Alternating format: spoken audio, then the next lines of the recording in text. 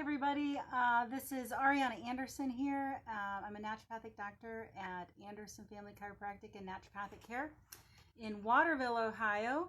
I hope this finds you well and very healthy. This month we are going through our four pillars of health, which we do in all of our focus on in all of our health and wellness programs.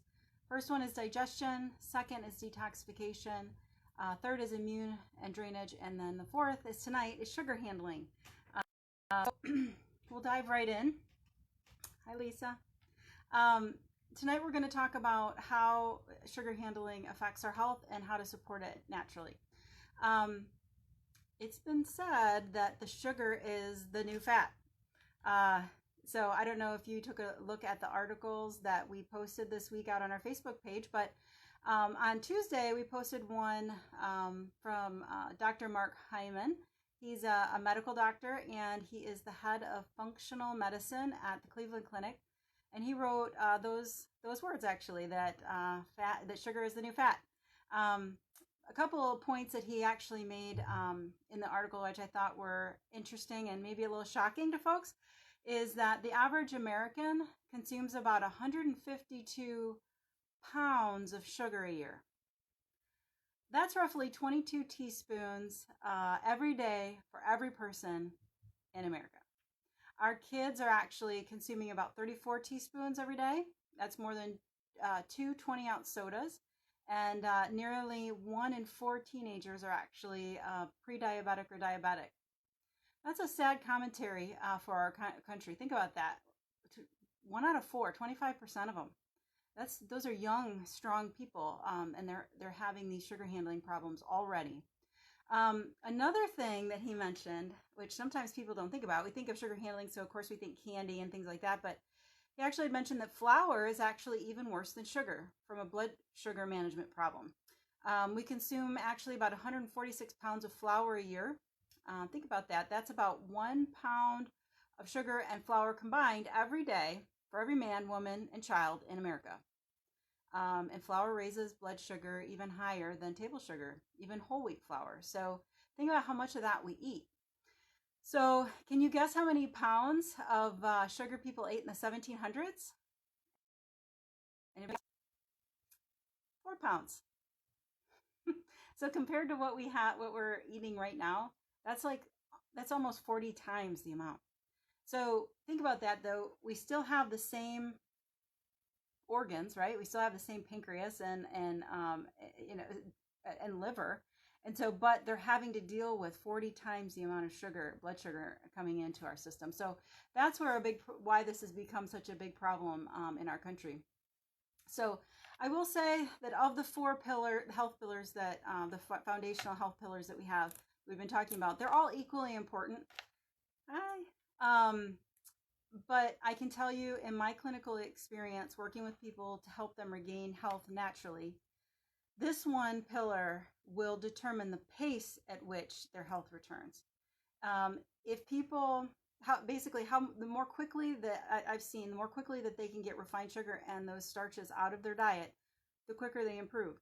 I've just seen it over and over and over. So, and it's hard because sugar is really addictive, which most people know. It actually lights up certain pleasure receptors in our brain. So it is addictive. So a lot of times people really have a hard time getting away from it. But I can tell you, if your goal is to get healthy, you got to get control of the sugar. It really is a problem. So it makes sense that now they've had studies that have linked blood sugar problems with heart disease, cancer, dementia, type 2 diabetes, depression, even acne, infertility, and impotence.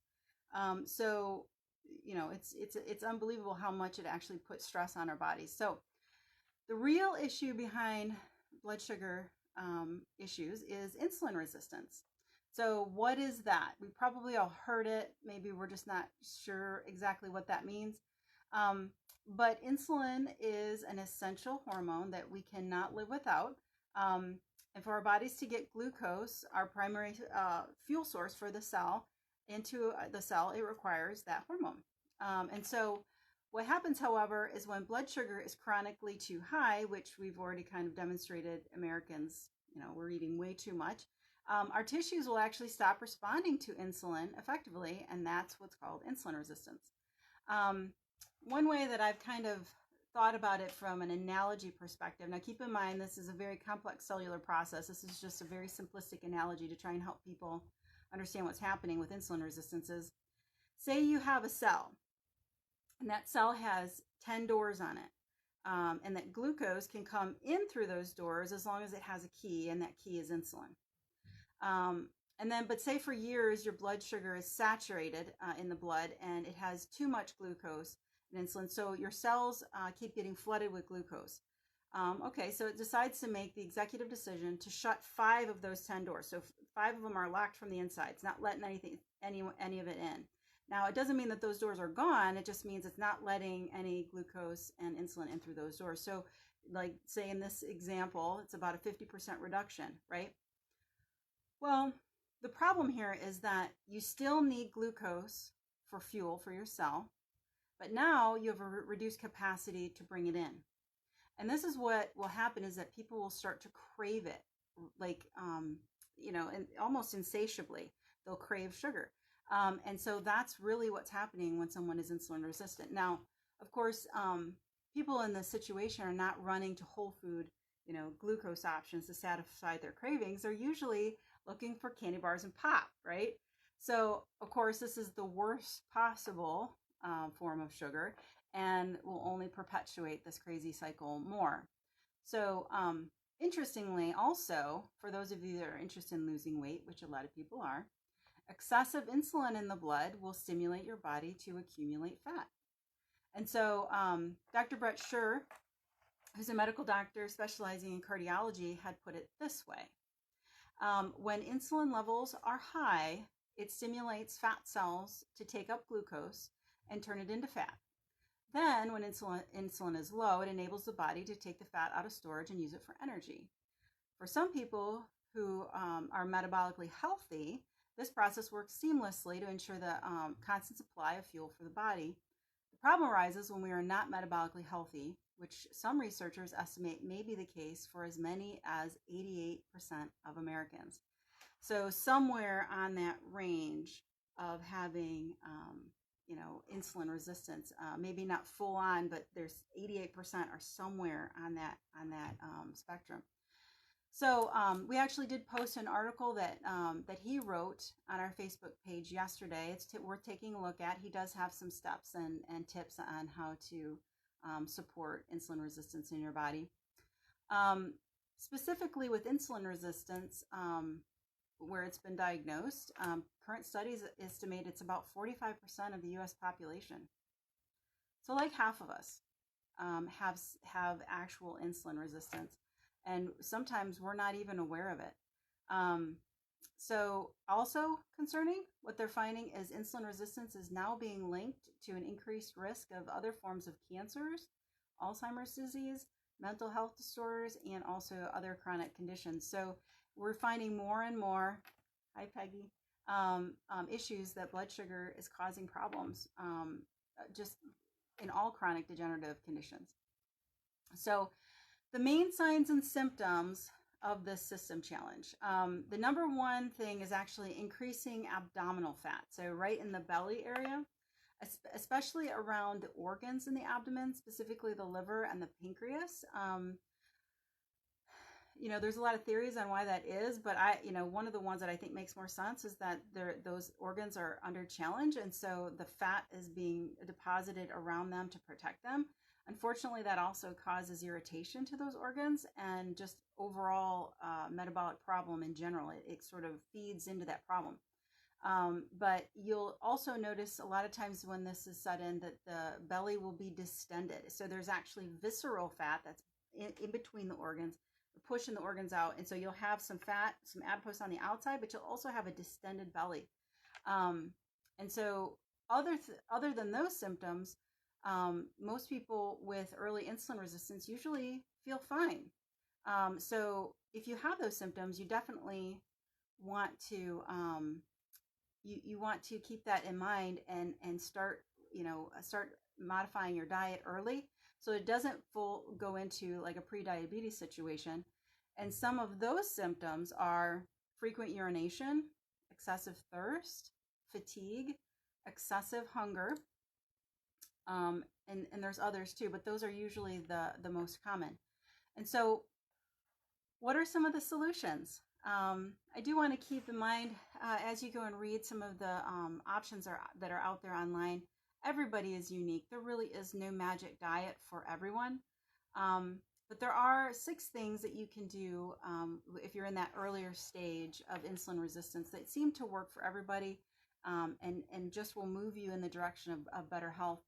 One, every time you eat, make sure that you have 3 things: a healthy protein, healthy fat, and a vegetable. So you can eat other things with it, but you want to have those 3 things. The combination of those 3 things will help the sugar going into the bloodstream. It'll help it to slow down, so it won't go in. It won't spike your blood sugar really fast. And so you make sure you have healthy protein, healthy fat, and a vegetable.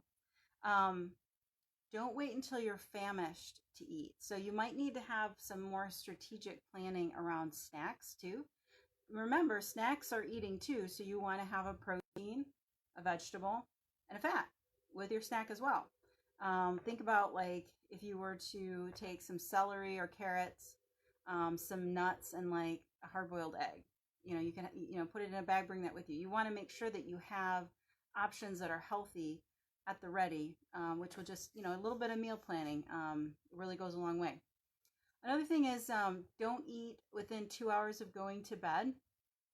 I know that's tough, but you don't want to spike your blood sugar right before you go to bed. Also consider, I know this is a toughie, but like alcohol, you might want, if you're going to do that later in the evening, you might want to just, make it limited, because alcohol turns into sugar almost immediately in the blood. So if you are having a lot of alcohol, even if it's not a lot, just a beer or wine or whatever, it is going to, raise blood sugar before bed. And sometimes that can cause sleeping problems, in that if somebody is insulin resistant and their blood sugar elevates right before bed, then like at the 2 to 3 a.m. mark, their blood sugar can dip and they'll wake up. And so that can, get in the way of good sleep. So 2 hours before bed, try to avoid snacks and other eating. But another thing which is really, really helpful is making sure that you have 12 to 14 hours between dinner and breakfast. Sometimes people will stretch that longer, and they call that intermittent fasting. So you make sure that you have 2 hours before bed that your body can digest, and then you have this long period of time where your body doesn't have to focus on digestion, and it's just focusing on healing and repair in the body. I have a question about fruits. So it depends. It depends on how sensitive somebody is. I am very insulin resistant, so I'm working on that. My body's improving. I stay away from most fruits except for ones that are lower in sugar. So like berries, strawberries, blackberries, raspberries. I just keep an eye on it. But yeah, you can totally have them. I mostly vegetables.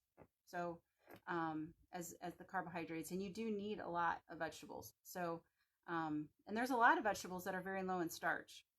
Things that are higher in starch are things like squash and sweet potato and that type of thing. They're very good for you, but they do have more starch content, so they can cause issues if someone has this problem.